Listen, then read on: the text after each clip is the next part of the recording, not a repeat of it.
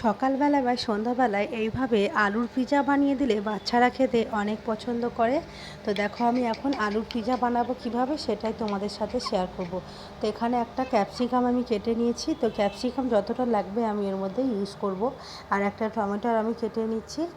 তারপর এই যে পেঁয়াজও কেটে নিলাম।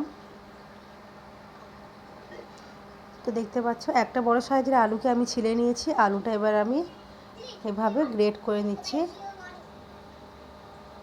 তো আলুগুলোর মধ্যে একটু পানি দিয়ে আমি এটা একটু ধুয়ে নেব। ধুয়ে হাতের সাহায্যে এইভাবে নিংড়ে তুলে নিতে হবে।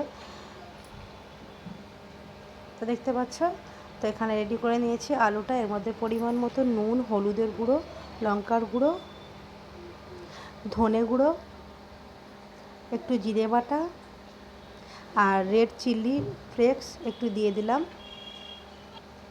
তো দিয়ে দেওয়ার পর 4টে ব্রেড আমি এখানে ব্লেন্ড করে নেব। তো দেখো, তো এখন আমি ব্লেন্ড করে নিয়েছি ওইগুলো 4টে ব্রেড। তো এর মধ্যে দিয়ে আবার 2টো ডিম এর মধ্যে দিয়ে দিচ্ছি। 2টা ডিম দিয়ে ভালোভাবে এটা মেখে নিতে হবে। তো ডিমগুলো আমি দিয়ে দিয়েছি। তো দেখতে পাচ্ছি এবার কিন্তু ভালোভাবে মেখে নেব। একটু পেঁয়াজ দিয়ে দিচ্ছি এর মধ্যে, আর টমেটোর কুচি আর ক্যাপসিকাম কিছু দিয়ে দিলাম। দিয়ে এটা ভালোভাবে মেখে নেব।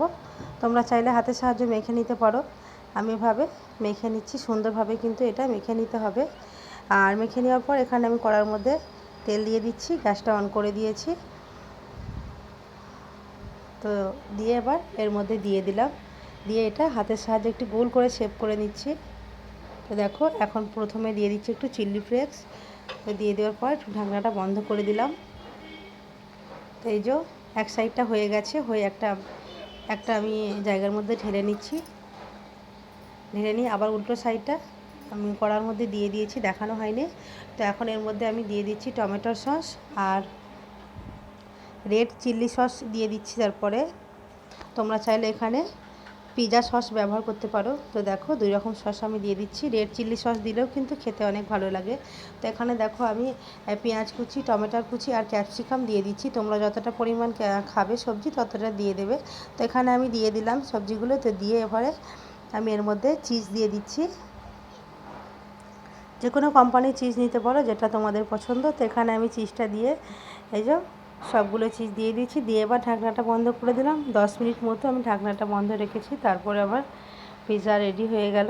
তো দেখো এবার একটা আমি থালার মধ্যে আমি নিয়ে নিয়েছি তুলে। তো এখন একটা ছুরির সাহায্যে আমি কেটে নিচ্ছি। দেখতে পাচ্ছ পিৎজা আমার রেডি হয়ে গেছে। তো এভাবে কিন্তু তোমরাও ট্রাই করতে পারো, খেতে অসাধারণ লাগে।